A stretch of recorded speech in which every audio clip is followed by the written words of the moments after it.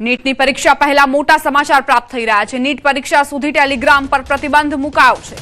નીટની પરીક્ષા પહેલા કેન્દ્ર સરકારનો મોટો નિર્ણય। નીટની પરીક્ષાને જોતા આ મોટા સમાચાર। પરીક્ષા સુધી ટેલિગ્રામ પર પ્રતિબંધ ફરમાવવામાં આવ્યો છે। આ પહેલા અમદાવાદ સાયબર ક્રાઇમે 3 આરોપીઓને પકડ્યા હતા રાજસ્થાન અને હરિયાણાથી, જેઓ ટેલિગ્રામ પર છેતરપિંડી કરી રહ્યા હતા વિદ્યાર્થીઓ સાથે કે તેઓ નીટની પરીક્ષા પેપર તેમને ઉપલબ્ધ કરાવશે તેના નામે ઠગાઈ કરી રહ્યા હતા। અને હવે સરકારે આ મોટો નિર્ણય કર્યો છે, કારણ કે ટેલિગ્રામ પર એવા ગ્રુપ્સ ચાલી રહ્યા હતા કે જેઓ નીટ પરીક્ષાના નામે વિદ્યાર્થીઓને ટાર્ગેટ કરતા હતા।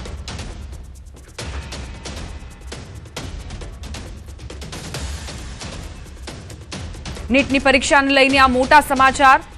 અત્યારે નીટની પરીક્ષા જે યોજાઈ રહી છે તેમાં સાવચેતી અને સતર્કતા ખૂબ જ જરૂરી છે, કારણ કે પેપર લીક બાદ વિદ્યાર્થીઓ રોડ રસ્તા પર આવી ગયા હતા અને પોતાના હકને લઈને, કારણ કે દર વખતે નીટ પેપર લીક બાદ વિદ્યાર્થીઓનું જે ભવિષ્ય છે તે જોખમમાં મુકાય છે। આટલી મહેનત કર્યા બાદ, પેપર આપ્યા બાદ જ્યારે એવું ખબર પડે કે આ પરીક્ષા રદ કરી દેવામાં આવી છે, પેપર ફૂટી ચૂક્યું છે, તો એ વિદ્યાર્થીઓ પર શું વીતતી હશે કે જેઓ દિવસ રાત મહેનત કરીને અને ત્યારબાદ પરીક્ષા આપવા માટે જાય છે અને પેપર ફૂટી જાય છે, એટલે આ પરીક્ષા રદ થઈ જાય છે।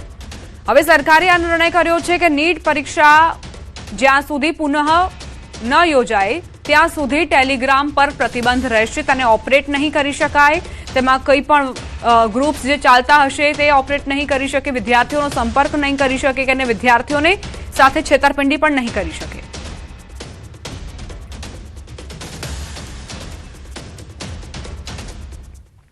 સમાચાર વડોદરાથી। પ્રતાપનગરમાં 2 જૂથ વચ્ચે મારામારી થઈ। વોડા આવાસ વિસ્તારમાં ઉગ્ર બબાલ, મારામારીનો વિડીયો સોશિયલ મીડિયા પર વાયરલ થયો। બંને પક્ષોએ એકબીજા પર હુમલો કર્યો। ઘટનાથી સ્થાનિકોમાં ભય વ્યાપ્યો છે અને રોષનો માહોલ છવાયો છે। વાયરલ વિડીયોના આધારે પોલીસે તપાસ હાથ ધરી। વડોદરામાં 2 જૂથ વચ્ચે મારામારીનો આ બનાવ બન્યો છે। અત્યારે જે સ્થાનિકો છે તેમનામાં ભયનો માહોલ વ્યાપ્યો છે। સોશિયલ મીડિયામાં પણ આ વિડીયો વાયરલ થયો છે। બંને પક્ષોએ એકબીજા પર હુમલો કરતા જ મામલો વધુ ઉગ્ર બન્યો હતો। વુડા આવાસ વિસ્તારમાં આ ઉગ્ર બબાલના સમાચાર પ્રાપ્ત થઈ રહ્યા છે। મારામારીનો વિડીયો અત્યારે સોશિયલ મીડિયામાં વાયરલ થયો છે। પ્રતાપનગરમાં આ ઘટના બની કે જ્યાં 2 જૂથ વચ્ચે મારામારી થઈ। કયા કારણોસર મારામારી થઈ તે હજુ સ્પષ્ટ નથી। આખરે અંગત અદાવત હતી, શું એવું બન્યું કે બંને પક્ષ સામસામે આવી ગયા અને ઉગ્ર બોલાચાલી મારામારીમાં પરિણમી? પોલીસે અત્યારે તપાસ હાથ ધરી છે। સંવાદદાતા હાર્દિક જોડાઈ ગયા છે વધુ જાણકારી સાથે। હાર્દિક, શું બન્યું હતું આ 2 જૂથ વચ્ચે? બિલકુલ જે આ ઘટના ઘટી એનું ચોક્કસ કારણ હજી સુધી સામે આવ્યું નથી, પરંતુ આપણે ગઈકાલે પણ દર્શકોને અહેવાલ દર્શાવ્યો હતો કે વડોદરા શહેરમાં કઈ રીતે અસામાજિક તત્વો જે છે તે બેફામ બની રહ્યા છે। ગઈકાલે મારામારીની ઘટના ઘટી હતી, ત્યારબાદ રાત્રે ફરીવાર જે છે તે મારામારીની ઘટના જે છે તે બની છે। પ્રતાપનગર વિસ્તાર જે છે ત્યાં મહાનગર વુડાના આવાસના મકાન આવેલા છે। સામાન્ય બાબતે તકરાર થઈ અને ત્યારબાદ જે છે તે બંને પક્ષો સામે સામે આવી ગયા અને એકબીજા પર તૂટી પડ્યા હતા। આખી જે ઘટના છે તેનો વિડીયો સોશિયલ મીડિયા પર વાયરલ થતાની સાથે પોલીસ સક્રિય થઈ છે અને પોલીસે આ વિડીયોના આધારે જે છે તે તોફાનીઓની ધરપકડના ચક્રો જે છે તે ગતિમાન કર્યા છે। આભાર હાર્દિક, જાણકારી આપવા માટે। સુરતના નાસરનગર ડેમોલેશન મામલે હવે વહીવટી તંત્રમાં ખળભળાટ મચ્યો છે। સૂત્રો પાસેથી મળતી માહિતી મુજબ સેન્ટ્રલ ઝોનના કાર્યપાલક ઇજનેર જયાંગ રામજીવાલા સહિત કુલ 7 અધિકારીઓની ઝોનલ ચીફ આશિષ નાયકે આકરી પૂછપરછ કરી। કાર્યપાલક ઇજનેર, 3 ડેપ્યુટી ઇજનેર અને 3 જુનિયર ઇજનેરને નાસરનગર વિસ્તારમાં કોના કહેવાથી અને કયા કારણોસર ગયા હતા તે અંગે સ્પષ્ટતા માંગવામાં આવી। આ ઉપરાંત ગત ઓક્ટોબર મહિનાથી ચાલી રહેલી ડીમાર્કેશન ફાઇલના રેકોર્ડ ઉપલબ્ધ કેમ નથી તે મુદ્દે પણ ઝોનલ ચીફે જવાબદારી નક્કી કરવા તાકીદ કરી છે। સંવાદદાતા કીર્તેશ જોડાઈ ગયા છે વધુ જાણકારી સાથે। કીર્તેશ, સુરતમાં નાસરનગર ડેમોલેશનને લઈને અધિકારીઓ પર ગાજ।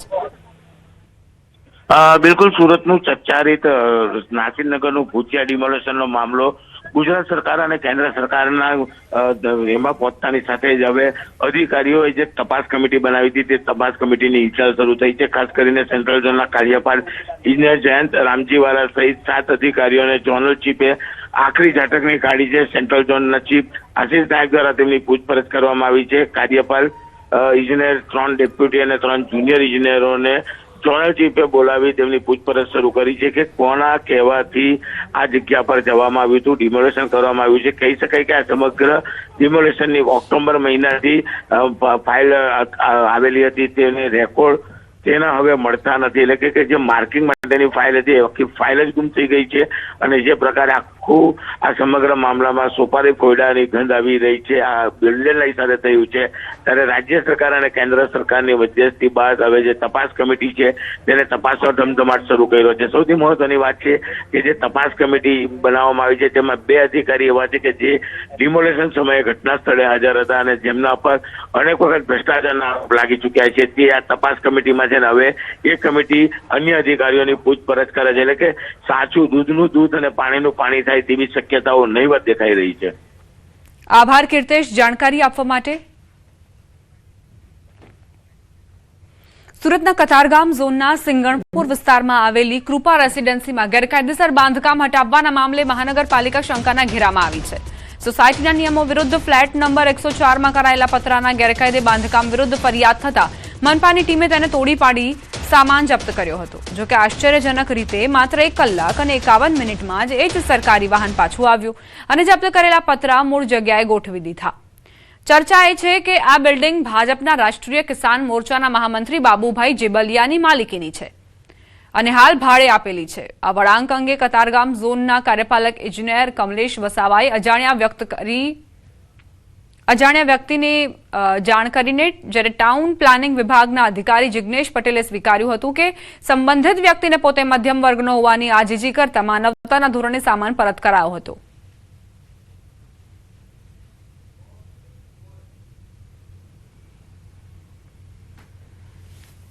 નીચેથી તો અમારું ઘર પેક જ છે. આ બિનકાયદેસર દુકાન છે ને એના કારણે, પણ અમે કાંઈ વાંધો નથી ઉપાડ્યો. પણ એણે ઉપરથી પતરા નાખ્યા પાછા દુકાન ઉપર. પછી અમે એની અરજી કરી તો એ લોકો એસએમસી વાળા આવીને તોડી ગયા અને પછી પાછું રિટર્ન કરી અને અત્યારે પછી પાછું એને રિપેર બી કરી આપ્યું બધું. એટલે કાંઈ હું આ પાછા કઈ રીતે મેકી ગયા, કોનો હાથ છે એના ઉપર, તો પાછું મેકી ગયા અને પાછું આ કરે છે. અરજી નાખીને તોડાવેલું હોય એ પાછું કરી જવાની શું જરૂર છે. સુરતનો આ બનાવ ખરેખર ચોંકાવનારો છે કે જ્યારે પતરા એ ગેરકાયદે હતા, તોડી પાડવામાં આવ્યા, મનપા તરફથી એક્શન લેવામાં આવ્યા, બિરદાવવા લાયક બાબત હતી, પરંતુ 1 કલાક ને 51 મિનિટમાં મહાનગરપાલિકાના અધિકારીઓ કર્મચારીઓને એવું કયું હૃદય પરિવર્તન થઈ ગયું કે તેઓ પાછા પતરા લઈને ત્યાં પહોંચે છે અને તેને ફિટ કરવામાં પણ હેલ્પ કરે છે, મદદ કરે છે. 2 અલગ અલગ દ્રશ્યો આપ જોઈ રહ્યા છો. એ જ વાહન છે, એ જ પ્રકારની કાર્યવાહી પહેલા જોવા મળી હતી જેની આશા સ્થાનિકો સેવી રહ્યા હતા. પરંતુ 1 કલાક 51 મિનિટમાં ખબર નહીં શું એવું થઈ ગયું, એવા કયા ફોન કોલ ગયા હશે કર્મચારીઓને કે પોતાની જે કાર્યવાહી હતી તે બાજુમાં મૂકીને પતરા પાછા આપવા ગયા, સુપરત કરવા ગયા, એ પતરાને ફિટ કરવા માટે પણ પોતે મદદ કરી છે. ગેરકાયદે ગણાવી તોડેલા પતરા ફરી સ્થળે મૂકવા માટે ગયા છે કર્મચારીઓ. તેમને કોણે આદેશ આપ્યા, કોના કહેવાથી આ થયું છે તે તપાસનો વિષય છે. ટૂંક સમયમાં મળશે એએમસી વિપક્ષ નેતા. કોંગ્રેસ નિરીક્ષકોએ ચૂંટાયેલા કોર્પોરેટરોની સેન્સ લીધી. વિપક્ષ નેતા માટે 3 કાઉન્સિલરોએ દાવેદારી કરી. નીરવ બક્ષી, શહેજાદ ખાન પઠાણ, હાજીભાઈ દાવેદાર ચૂંટાયેલા કાઉન્સિલરોએ આખરી નિર્ણય પાર્ટી હાઈકમાન્ડ પર છોડ્યો છે. ઝડપથી વિપક્ષ નેતા જાહેર કરવા કાઉન્સિલરોની રજૂઆત. નિરીક્ષકોએ તમામ કાઉન્સિલરો પાસેથી અભિપ્રાય માંગ્યા. નિરીક્ષકો પ્રદેશ પ્રમુખને રિપોર્ટ આપશે. પ્રદેશ પ્રમુખ અમિત ચાવડા આખરી નિર્ણય કરશે. સંવાદદાતા પ્રણવ જોડાઈ ગયા છે વધુ જાણકારી સાથે. પ્રણવ, એએમસીમાં વિપક્ષ નેતાને લઈને શું અત્યારે કામગીરી ચાલી રહી છે કોંગ્રેસમાં? ચોક્કસ જે રીતે અમદાવાદ શહેરના મેયર, ડેપ્યુટી મેયર, ચેરમેન નિમણૂક થઈ છે ત્યારબાદ હવે મુખ્ય જે પદ માનવામાં આવે છે તે એએમસીના વિપક્ષ નેતાનું હોય છે. કારણ કે આ વખતે કોંગ્રેસ પાર્ટીને પોતાના ચૂંટાયેલા જે પ્રતિનિધિઓ છે, કોર્પોરેટરો છે, તેની સંખ્યા વધી છે. તેના કારણે મહાનગરપાલિકાને હવે વિપક્ષના નેતા ટૂંક સમયમાં મળવા જઈ રહ્યા છે. આ પ્રક્રિયા આખી કોંગ્રેસ પાર્ટી તરફથી કરવાની હોય છે. કોંગ્રેસ પાર્ટીએ પ્રદેશ પ્રમુખે તમામ નિરીક્ષકો નિમણૂક કર્યા હતા. ડોક્ટર હેમંતુ પટેલ હોય, ચંદનજી ઠાકોર છે, એ તમામ નિરીક્ષકો દ્વારા તમામ ચૂંટાયેલા જે પ્રતિનિધિઓ હતા કોંગ્રેસ પાર્ટીના તેઓને સાંભળવામાં આવ્યા હતા. તેઓને અભિપ્રાય લેવામાં આવ્યો હતો. અભિપ્રાયમાં એ સ્પષ્ટ થયું છે 3 મુખ્ય દાવેદારો જોવા મળી રહ્યા છે. તેની અંદર નીરવ બક્ષી દરિયાપુરના કોર્પોરેટર, શહજાદ ખાન પઠાણ પૂર્વ વિપક્ષ નેતા અને હાજીભાઈ જેઓ સિનિયર કોર્પોરેટર છે. આ તેવા 3 મુખ્ય દાવેદારો છે અને તેમાંથી સૌથી પ્રબળ જે દાવેદાર માનવામાં આવે છે, ન્યૂઝીલેન્ડ પાસે માહિતી મળી રહી છે તે પ્રમાણે, તો તેની અંદર નીરવ બક્ષી આ વખતે મહાનગરપાલિકાના વિપક્ષના નેતા બની શકે છે. તમામ કોર્પોરેટરોએ એક જ સૂર અપનાવ્યો છે કે પ્રદેશ હાઈકમાન્ડ એટલે અમિત ચાવડા આખરી નિર્ણય લે કે કોને વિપક્ષના નેતા બનાવવા છે. એટલે જોવાનું રહે છે કે ટૂંક સમયની અંદર પ્રદેશ પ્રમુખ અમિત ચાવડા એ નિર્ણય લેશે કે અમદાવાદ મહાનગરપાલિકાના વિપક્ષના નેતા કોણ હશે. એટલે એ સ્પષ્ટ થઈ રહ્યું છે અને સાથે જ પ્રબળ દાવેદાર કે નીરવ બક્ષીનું નામ અત્યારે સૌથી મોખરે ચાલી રહ્યું છે. આભાર પ્રણવ જાણકારી આપવા માટે.